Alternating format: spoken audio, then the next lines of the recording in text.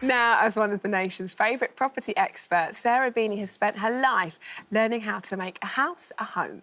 From renovating her first flat to restoring stately homes and even living in a van, Sarah's documented her adventures in her brand new book, The Simple Life, which is here, and she joins us now. Morning to you, Sarah. Good morning. Good morning. So first things first, this book, it's a bit of your life in this book, isn't it, really? It sort of is. It wasn't meant to be. When I started out, I was sort of thinking I'd write a book about the kind of interesting things. I've met so many interesting people in my life. I'm so lucky because I've had the most amazing, lucky career where I've met people all over the country and learnt lots of things. I thought I'll write a book about all those interesting things, but it ended up being a bit of an autobiography, which it sort of like ended up there. But through my home, so it hasn't got. I've had lots of businesses which aren't in it, but it's a journey of my homes. Yeah, that's what it's ended up being. Yeah. So you take us through that property journey of yours, which actually started off your first home being a van.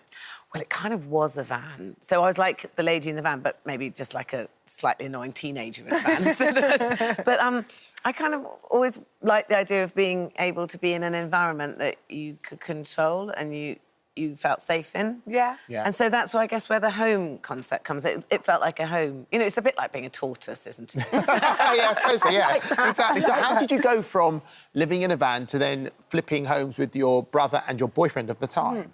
Yeah, well, that started, I guess, I sort of looked around I was looking at properties for a long time, and once you get your head into the concept of dealing, which really interested me, I wanted to be self-employed, and we couldn't afford our first flat, because even though everyone says now that property was easy to buy 30 years ago, it actually wasn't. Yeah. So, you know, nobody earned double figures, like, unless you were, like, some kind of incredible person. But, you know, you were earning, like, 5-6 grand a year, and like, we bought a 1.5-bedroom flat with an outside loo in a not very good area for 57,000. So, you know, you needed lots of and some creative, like, accountancy and some, you know, a lot of luck and a lot of hard work to buy somewhere. So that was our first flat. Do you find wherever you go, people just come up to you and say, well, I'm thinking of... It's like a hairdresser, isn't it? When a hairdresser's like, people, you know, my hairdresser, people just talk to him and go, so what do you think of my hair? Yeah, exactly. It's like, no, you've got hair. We had a doctor in earlier who's a specialist in,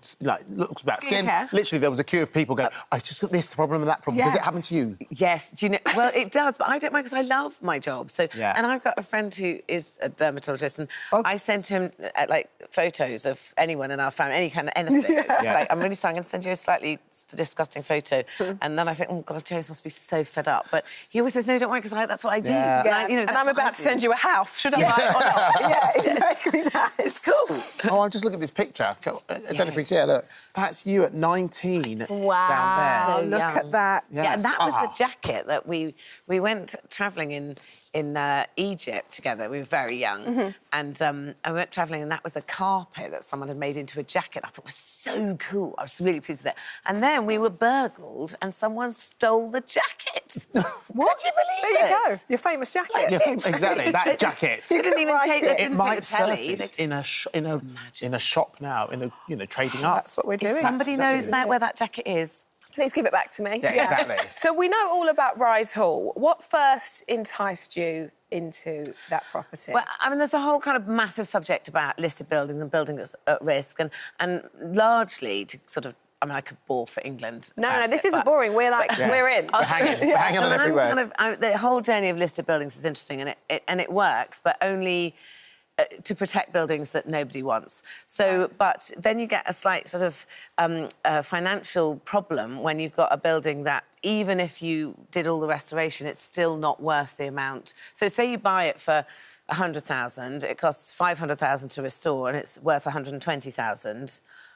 That's going to be a problem, and that's what ends up being a building at risk. And they're generally, you know, if it's central London, obviously you turn it into a hotel or whatever, but they generally tend to be in bits of the country which is quite difficult to get to, and without not great transport links and those sort of things. So this journey of these sort of problematic buildings which cost more to restore than they're worth, and don't have a new use, they have no purpose. We were really fascinated, but then, and we looked at lots and lots of them. They were all fascinating, and I talk a bit about that in my book, actually, about these buildings that have kind of sort of negative equity before you start, in a weird way.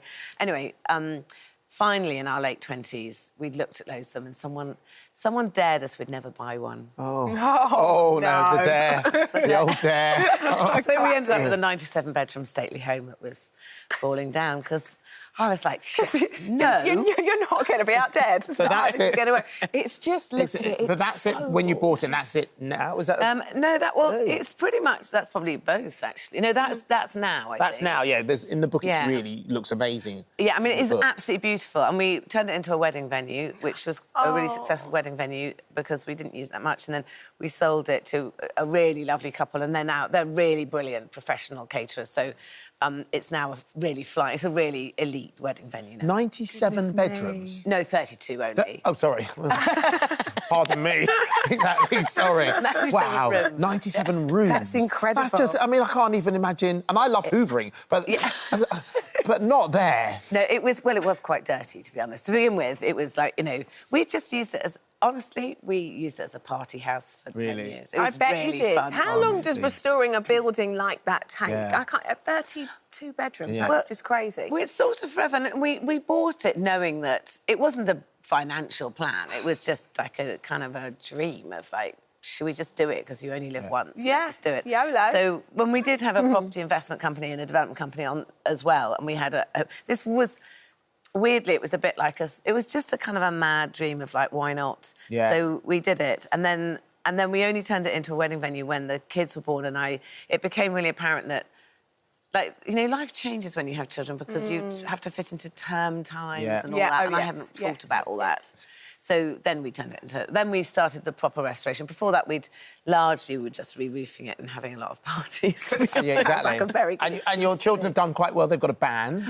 Yes. And they've played Glastonbury. Yeah, they won a competition last year to play Glastonbury, which was unbelievable. Look, so cool. Yeah, there they were. And it was absolutely packed. They're doing so well. So they call themselves the Entitled Sons, which is obviously a little bit... I liked it when I was reading about it. I like that. They thought they'd get in there first. Yeah. But actually...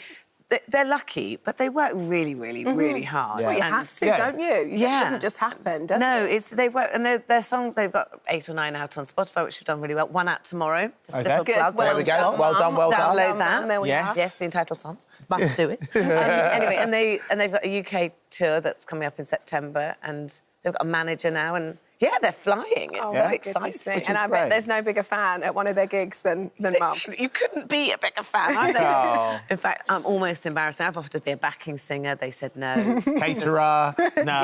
Roadie, no. Well, I am that. I'm just like... And they're like, no, you shouldn't carry that, Mum. And I'm like, I don't mind, as long as I can be involved. As long as it's me. Free tickets. Free tickets. Really sad. Oh, Sarah, it's so nice to see you. Thank you so much for coming in. Your book, The Simple Life, is out now. Yes, good luck with that. Yeah, enjoy. Thank you very much for having me. No, not at all. Anytime.